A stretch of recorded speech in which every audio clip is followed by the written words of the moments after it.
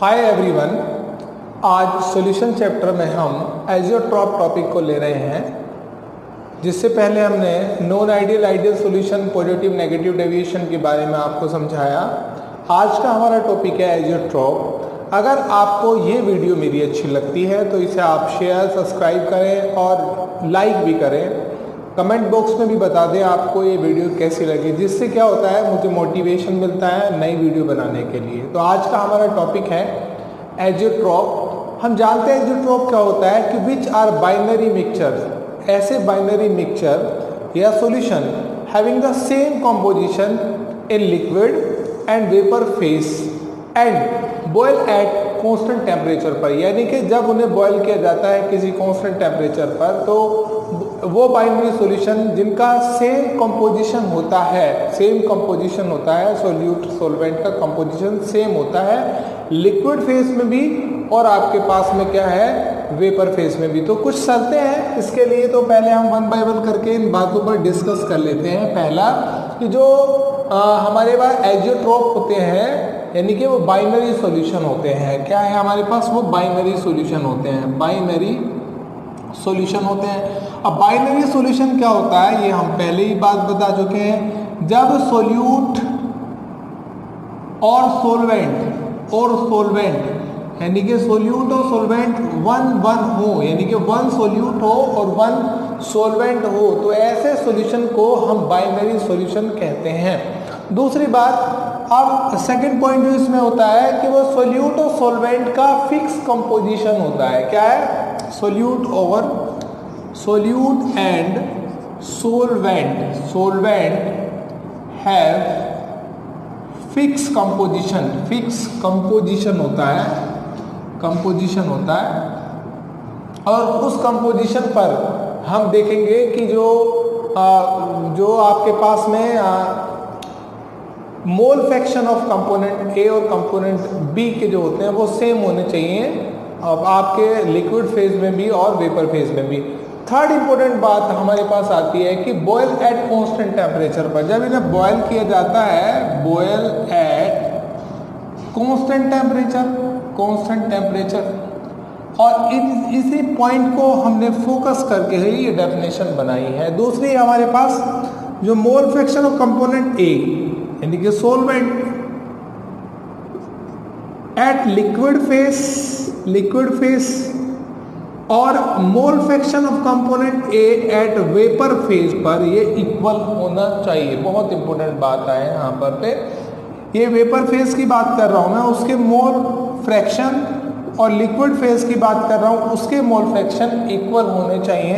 ये सॉल्वेंट की बात कर रहे हैं। अगर हम सॉल्यूट की बात करें तो आपके पास mole fraction of component B equal होना चाहिए mole fraction of component B in vapour phase. ये वाई बी मैंने यहाँ पे जो इस्तेमाल किया वेपर फेज के लिए और जीटा बी जो इस्तेमाल किया है मैंने यहाँ पर लिक्विड फेज के लिए यहाँ पर इस्तेमाल किया है।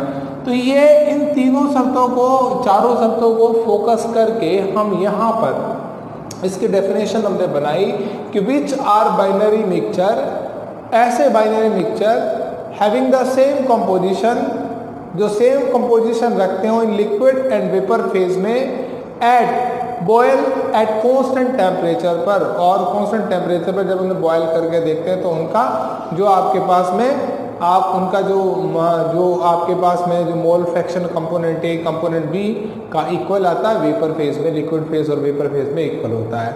अब हमारे पास क्वेश्चन ये आता है कि ये जो बाइनरी सॉल्यूशन होते हैं, 4 पॉइंट हमने यहाँ पे डिस्कस किए, एक पॉइंट और बता देते हैं कि it is not possible to separate the component by the fractional distillation, यानी कि इन कंपोनेंट को फ्रैक्शनल डिस्टिलेशन के द्वारा भी सेपरेट नहीं किया जा सकता है। अब हम बढ़ते हैं आगे कि एजियोट्रॉप आखिरकार कितने तरीके होते हैं और क्या, यानी कि कितने टाइप के होते हैं और क्या कारण है एजियोट्रॉप का ऐसा कंपोजिशन रखने का, कोई ना कोई कारण तो होगा। जो हमारे पास एजियोट्रॉप्स होते हैं ये हमारे पास 2 टाइप के होते हैं। फर्स्ट एजियोट्रॉप हम बात करें यहाँ पर जो मिनिमम बॉइलिंग पॉइंट रखते हो, having the minimum boiling azeotrope, boiling azeotropes यानी कि जिनका बॉइलिंग पॉइंट, ऐसे एजोट्रॉप जिनका बॉइलिंग पॉइंट मिनिमम होता हो, और दूसरा हमारे पास मैक्सिमम बॉइलिंग एजोट्रॉप यानी कि ऐसे एजोट्रॉप जिनका बॉइलिंग पॉइंट मैक्सिमम होता हो। इसका मतलब क्या बनता है, इसकी बात करते हैं। जैसे हमने वाटर को, यहाँ हमने वाटर लिया और वाटर को ऐड किया, या प्रोपेन 1 ओल में, या प्रोपेन 1 ओल में हमने ऐड किया, या प्रोपेन 1 ओल को वाटर में ऐड किया। अब हम प्रोपेन 1 ओल ले रहे हैं 71.7%। क्यों हमने इतना लिया, इसका कारण है, मैं आगे अभी बताने वाला हूँ आपको। अब रेस्ट आपके पास में 28.3% कंपोजिशन में वाटर आया है। इन दोनों का जब हमने बिफोर मिक्सिंग, जब हमने इनका बॉइलिंग पॉइंट हम जानते हैं 373 तो भैया केल्विन वाटर का होता है, और इसका हमारे पास होता है 370 केल्विन इसका होता है। हमने इन दोनों को मिक्स किया, और मिक्स करने पर एक कंपोजिशन, यानी कि इस कंपोजिशन पर जब हमने इनको मिक्स किया, तब हमने देखा मिक्स करने के बाद मिक्सर का जो बॉइलिंग पॉइंट है वो 350.7 केल्विन नोट किया गया। 350.7 केल्विन नोट किया गया। अब जब हमारे पास वाटर था 373 था, प्रोपेन 1 ओल था 370 था, पर इन दोनों का जो मिक्सचर हमने बनाया उसका बॉइलिंग पॉइंट हमने देखा, ये तो पहले दोनों के बॉइलिंग पॉइंट से कुछ कम हो गया, इसीलिए इसका नाम रखा मिनिमम बॉइलिंग एजोट्रॉप। क्या नाम रखा, मिनिमम बॉइलिंग एजोट्रॉप। अब हम एक और मिक्सचर देखते हैं। वाटर को HNO3 में ऐड किया गया और इनका कंपोजिशन लिया गया 68% एंड 32%। वाटर तो 373 पर बॉयल होता है और HNO3 का जो बॉइलिंग पॉइंट है वो है 359 केल्विन। ये हमने यहाँ पर हम ये जानते इतनी बात। उसके बाद जब हम इनको मिक्स करते हैं, और मिक्स करने के बाद में हमने देखा 393 इस रेशो में जब हमने मिक्स किया, इतना परसेंट ये, इतना परसेंट HNO3 हमने लिया, हमने मिक्स किया तो हमें पाया 393.5 पर ये बॉयल हो रहा है।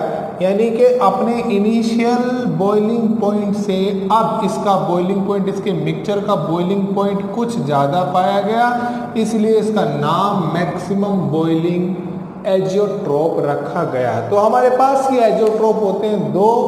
पहला तो वो जो आपके पास में मिनिमम बॉइलिंग पॉइंट रखता है, और दूसरा वो जो मैक्सिमम बॉइलिंग पॉइंट रखता है। अब हम बात करते हैं, एक एक करके बात करते हैं इनकी, कि पहले मिनिमम बॉइलिंग एजियोट्रोप की बात कर लेते हैं और फिर मैक्सिमम बॉइलिंग एजियोट्रोप की। ऐसा क्या कारण है जिस कारण ऐसा यहाँ पर ये पाया जा रहा है, तो हम 1 बाय 1 करके बात कर रहे हैं इसके बारे में और देखते हैं, डिस्कस करते हैं। अब हमारे पास देखो, पहली वाली क्लास में हमने पढ़ाया आइडियल और नॉन आइडियल सॉल्यूशन क्या होता है। अब आइडियल सॉल्यूशन वो होते हैं जब मिक्सिंग करते हैं जहाँ पर डेल्टा V और डेल्टा H मिक्सिंग 0 होती है, मगर these are binary mixture whose boiling point is less than either the 2 component. अगर बॉइलिंग पॉइंट दोनों कंपोनेंट से कम पाया जाता है तो उसको बोलते हैं हम मिनिमम बॉइलिंग एजियोट्रोप। क्या बोलते हैं उसको, मिनिमम बॉइलिंग एजियोट्रोप, हम उसको बोलते हैं मिनिमम बॉइलिंग एजियोट्रोप। समझ आ रही बात। अब हम आगे बढ़ते हैं। तो मैंने पहला पॉइंट बोला कि these are binary mixture whose boiling point is less than either of 2 component. The non ideal solution which show large positive deviation. अब हमारे पास क्या होगा, बेसिकली हम बात करें कि जो हमारे पास नॉन आइडियल सॉल्यूशन हमने बताए थे, नॉन आइडियल सॉल्यूशन। तो नॉन आइडियल सॉल्यूशन में जब हम डिफरेंस क्रिएट कर रहे थे तो हमने बताया था कि ये डेल्टा V मिक्सिंग यहाँ पर इज नॉट इक्वल टू 0 और डेल्टा H मिक्सिंग इस पे हम बात कर चुके हैं पहले, इज नॉट इक्वल टू 0, यानी कि इसकी बात कर रहे हैं, यानी कि नॉन आइडियल सॉल्यूशन राउट लॉ को फॉलो नहीं करते, राउट लॉ को फॉलो करते तो दोनों की वैल्यू 0 होती। इसका मतलब सिंपल सी बात है कि जो नॉन आइडियल सॉल्यूशन की जो डेल्टा V और डेल्टा H मिक्सिंग की वैल्यू है वो 0 तो होगी नहीं, या तो 0 से नेगेटिव होगी या थोड़ी सी ज़्यादा होगी, यानी कि delta V mixing is not equal to 0 but may be positive, और delta H mixing is not equal to 0 but may be positive, ये पॉजिटिव होगी। अगर ये पॉजिटिव होती है तो सिंपल सी बात है कि जब A सोल्यूट है हमारे पास और B हमारे पास सॉल्वेंट है, यानी कि सिंपल सी बात A का फोर्स ऑफ अट्रैक्शन B का फोर्स ऑफ अट्रैक्शन ज़्यादा होगा AB के फोर्स ऑफ अट्रैक्शन से। तो ये AB का जो फोर्स ऑफ अट्रैक्शन है ये लोअर होगा, क्या होगा, लोअर होगा, कम होगा। जो नया जब हम सोल्यूट और सोलवेंट, ये हमारे पास है सोल्यूट और सोलवेंट के बीच बनने वाला फोर्स ऑफ अट्रैक्शन, सोलवेंट के बीच बनने वाला फोर्स ऑफ अट्रैक्शन लोअर है, यानी कि सोल्यूट और सोलवेंट और सोलवेंट के फोर्स ऑफ अट्रैक्शन से ये फोर्स ऑफ अट्रैक्शन ज़्यादा है, और ये वाला फोर्स ऑफ अट्रैक्शन जो सोल्यूट इन दोनों के बीच में, सोल्यूट और सोलवेंट के बीच का फोर्स ऑफ अट्रैक्शन जो है, ये फोर्स ऑफ अट्रैक्शन है कम है। अगर कम है तो सिंपल सी बात है इनके बीच पॉजिटिव डेविएशन क्रिएट हुआ। क्या हुआ, पॉजिटिव डेविएशन। जिसने मेरी नेगेटिव पॉजिटिव डेविएशन की वीडियो नहीं देखी है तो वो पीछे देख सकता है। नेगेटिव पॉजिटिव डेविएशन पे मैंने एक सेपरेट वीडियो बनाई इससे पहले। और जिनमें पॉजिटिव डेविएशन पाया जाएगा वो अपने, सिंपल सी बात है, उनका फोर्स ऑफ अट्रैक्शन जो होगा सोल्यूट सोलवेंट का वो जो होगा वो कम होगा। अगर फोर्स ऑफ अट्रैक्शन कम है तो पॉजिटिव डेविएशन है। अब अगर फोर्स ऑफ अट्रैक्शन कम है तो वो क्या होगा, वो जल्दी बॉयल हो जाएगा। इसका मतलब उनसे बनने वाला जो मिक्सचर होगा वो मिनिमम बॉइलिंग एजोट्रोप रखेगा। क्या है, मिनिमम बॉइलिंग पॉइंट रखेगा, और उसको हम बोलेंगे बॉइलिंग पॉइंट रखेगा, और उसको हम बोलेंगे मिनिमम बॉइलिंग पॉइंट एजियोट्रोप। क्या बोलेंगे, एजियोट्रोप। समझ में आई बात। ये मेरे पास मेन ये जो इसका कंक्लूजन निकला है। अब इस बात को हम कुछ ग्राफिकल रूप में हम समझे कि ऐसा क्या हुआ कि जो इनके बीच का फोर्स ऑफ अट्रैक्शन कम आ गया, यहाँ तक समझ आई बात, मगर इसका बॉइलिंग पॉइंट ज़्यादा होना चाहिए, कम क्यों हो गया। तो हम एक सिंपल सी बात, इस बात को ग्राफिकल रिप्रेजेंटेशन के माध्यम से समझने की कोशिश करते हैं। ये लीजिए, हमने यहाँ पर ऐसा एक ग्राफ बनाया था। यहाँ पर नॉन आइडियल सॉल्यूशन के बाद हमने पॉजिटिव डेविएशन में, और हमने बोला था ये मोल फ्रैक्शन है। क्या है जी, ये मोल फ्रैक्शन है। और मोल फ्रैक्शन में आपने बताया था जाई ए प्लस जाई बी की वैल्यू मैक्सिमम 1 होनी चाहिए। और यहाँ बोला था हमने वेपर प्रेशर, इस पे भी हमने बोला था वेपर प्रेशर कंपोनेंट ए। अब कंपोनेंट ए यहाँ पर, तो यहाँ पर जो हमारे पास जाई ए है वो हमारे पास 0 है, तो जाई बी की वैल्यू यहाँ पर मैक्सिमम 1 हो सकती है। अब यहाँ पर जाई ए इक्वल टू 1 है, तो जाई बी इक्वल टू आपके पास में यहाँ पर 0 है यहाँ पर। अब हमने ये बताया था कि जब पॉजिटिव डेविएशन होता है तो हमें इस तरीके का एक ग्राफ हमें यहाँ पर मिल जाता है। यहाँ पर ये देखो, ये पॉजिटिव डेविएशन है, ये आपके पास, ये हम बात कर रहे थे, ध्यान करिए, पी टोटल में हम बात कर रहे थे। ये हमें एक पॉजिटिव डेविएशन यहाँ पर क्रिएट हो गया है, यानी कि ये वो पॉइंट है जहाँ पर मैक्सिमम आपके पास में जब हम सोल्यूट सॉल्वेंट को मिलाया और यहाँ पर ये वो कंपोजिशन है हमारे पास जहाँ पर आपके पास में जब हम सोल्यूट सॉल्वेंट को मिला रहे हैं और हमें मैक्सिमम वेपर प्रेशर हमें यहाँ पर वो मिल रहा है। अब हम एक और ग्राफ खींचते हैं। ये हमने ग्राफ खींचा, ये हमने ग्राफ खींचा। ये ग्राफ हमारे पास क्या है, मोल फ्रैक्शन के बीच और हम यहाँ पर टेम्परेचर के वर्सेज यहाँ पर एक ग्राफ खींच रहे हैं।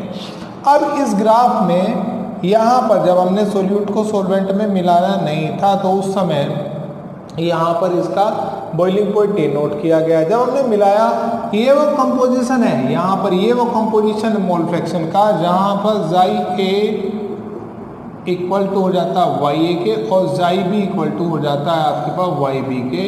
अब इस कंपोजिशन पर जब हमने यहाँ पर इसका इस मोल फ्रैक्शन के कंपोजिशन पर जब हमने इसका टेम्परेचर नोट किया तो हमें ये टेम्परेचर कुछ इस तरीके का यहाँ पे मिलना शुरू हुआ, ये फिर बढ़ना यहाँ पर शुरू हो जाता है। अब हम इस पॉइंट को यहाँ पर नोट कर लेते हैं और ये बॉइलिंग पॉइंट में यहाँ आप देखें, ये देखें आप यहाँ पर तो एक कमी आती है, तो यानी कि उस मिक्सचर का बॉइलिंग पॉइंट घट गया। मिनिमम बॉइलिंग एजोट्रोप आने का ये बेसिक कारण रहा कि जो हमारे पास मिनिमम बॉइलिंग पॉइंट एजोट्रोप किस तरीके से आया। तो हमारे पास यहाँ पर बात कर रहे थे हम मिनिमम बॉइलिंग एजोट्रोप की, ठीक उल्टी है बात करते हैं हम यहाँ पर मैक्सिमम बॉइलिंग एजोट्रोप की। किसकी बात करते हैं यहाँ पर, क्या डिस्कस करते हैं, मैक्सिमम बॉइलिंग एजोट्रोप। तो सेम कारण मैं इसको रफ कर देता हूँ, यहाँ देखिए आप इसको रफ कर देता हूँ। जो रीजन मैंने यहाँ पर बताए हैं वही रीजन आप ध्यान से देखिएगा, आपको फिर दोबारा समझ आएगा अच्छे से कि मैं कहना क्या चाह रहा हूँ।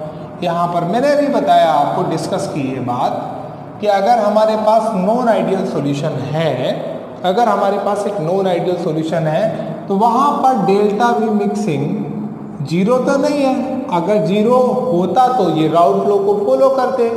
आप सिंपल सी बात है, ये आपके पास जीरो नहीं है तो राउट लो को फॉलो नहीं करते, ये आपके पास में नॉन आइडियल सॉल्यूशन है। अब नॉन आइडियल सॉल्यूशन है तो ये डेविएशन रखेंगे, क्या रखेंगे, डेविएशन। पहली शर्त के मुताबिक हमने बताया कि डेल्टा वी मिक्सिंग यहाँ पर पॉजिटिव होगी। अगर पॉजिटिव नहीं होगी, जीरो तो है नहीं, तो डेल्टा वी मिक्सिंग वो is not equal to zero. इसका मतलब क्या होगा, नेगेटिव होगी। क्या होगी, नेगेटिव होगी।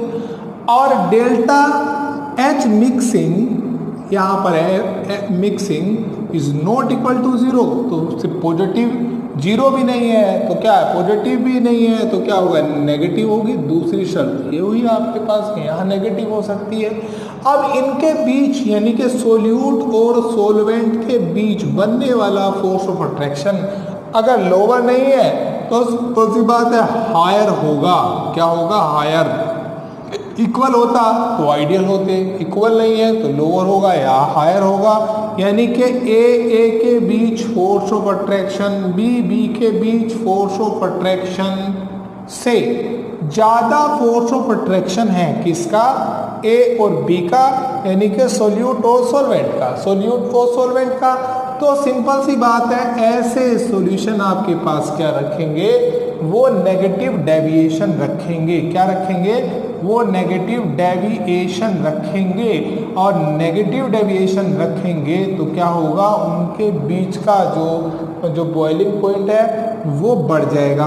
क्या होगा, बढ़ जाएगा। यानी कि इसको हम बोलेंगे मैक्सिमम बॉइलिंग एजियोट्रोप। क्या रखेंगे, मैक्सिमम बॉइलिंग एजियोट्रोप यहाँ पर रखेंगे। बड़ी इंपॉर्टेंट बात है, इसको अच्छे से समझिएगा।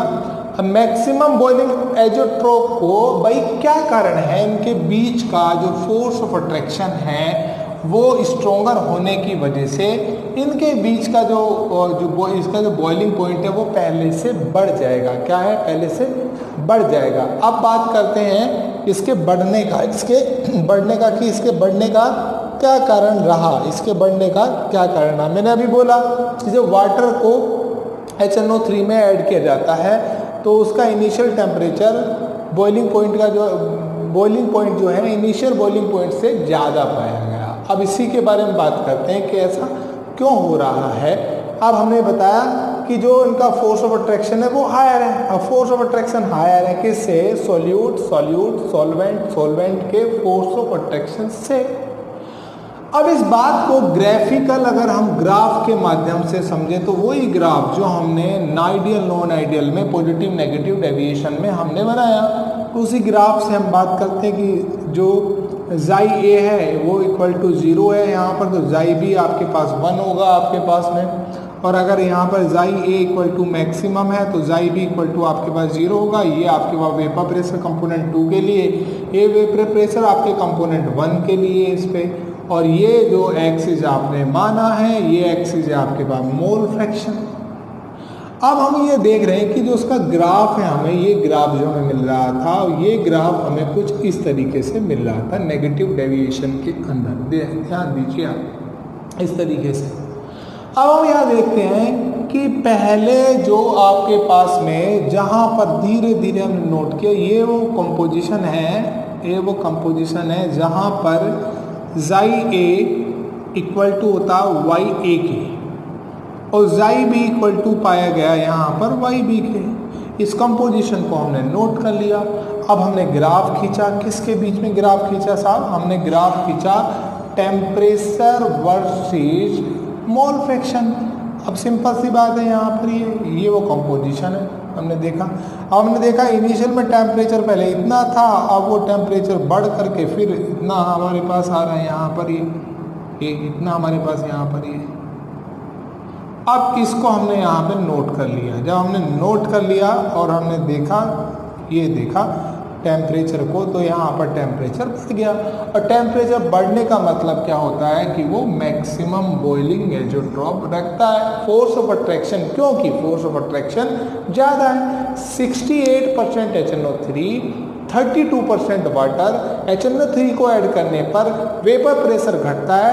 वेपर प्रेशर घटने पर बॉइलिंग पॉइंट बढ़ता है। और सिंपल सी बात है, क्योंकि वेपर बनने के लिए उसको ज़्यादा टेम्परेचर देना पड़ेगा।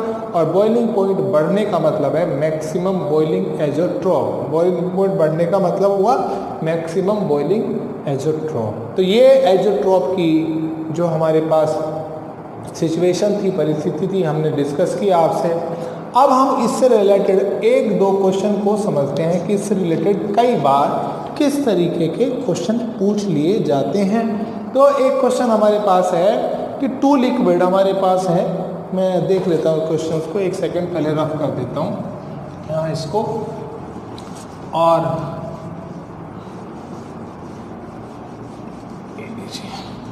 हमारे पास 2 लिक्विड हैं, 2 लिक्विड हमारे पास, 2 liquid A and B on mixing produce a warm solution. Which type of deviation from route law does it show? यानी कि अगर आप A और B कोई सॉल्यूशन आपने लिया, यहाँ पर ही हमने यहाँ पर एक सॉल्यूशन लिया है, इसमें कंपोनेंट A डाला है, कंपोनेंट B डाला और एक सॉल्यूशन हमारे पास बन गया। अब क्या करते हैं कि हम देख रहे हैं ये सॉल्यूशन जो है वार्म सॉल्यूशन बनता है, गर्म है, ये गर्म है, पहले गर्म नहीं था। आफ्टर मिक्सिंग या मिक्सिंग करते वक्त ये सॉल्यूशन वार्म हो गया, यानी कि warming up of the solution means that a process of mixing is exothermic. इससे वार्म से पता चला कि ये प्रोसेस जो है वो क्या है, एक्सोथर्मिक प्रोसेस हुई। क्या हुई? एक्सोथर्मिक।